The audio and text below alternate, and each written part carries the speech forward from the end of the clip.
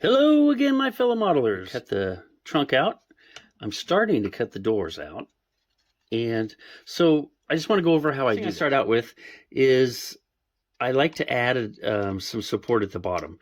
And the reason for that is because when you start cut these doors, this body's going to flex. And I really don't want that, the A-pillar or, anything to twist or break. So it's simple. You can come in here later and just chop those out. Simple.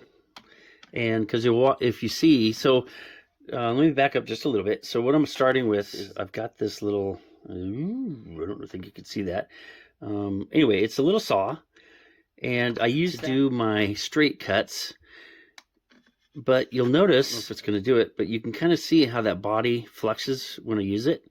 So that's what I'm talking about. You want to prevent that from happening, at least too much. So that's why I add that support.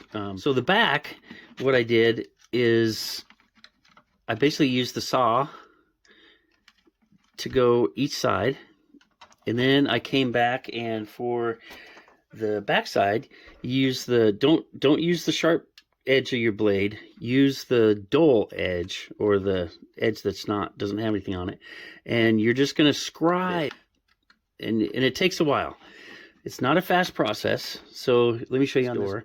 So I'll just kind of come down here and go like that.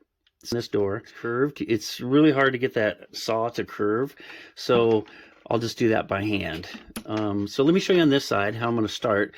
I always take these, the jambs and everything are really hard to see when you're cutting. So best way to do that is just take some black marker or something and just put it in the door jambs or the lines and just kind of trace it off, and that way you know that you've got something, you're cutting correctly. So on this one, I am going to remove these little wing windows. I left them in there just because I wanted some more support. And so what I'll do now is I'm going to start this door. I'm going to take my saw and just kind of follow this line down. And now this can take a little bit too. You really want to be careful.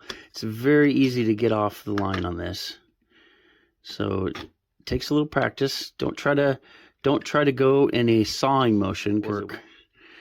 At least not what I have. At least not the blade that I have. I mean, there might be other blades out there, but and I'm not sure exactly what brand this is. It just came in a kit that I had. So again, and then I'll take the back of the other blade and just scribe these right here.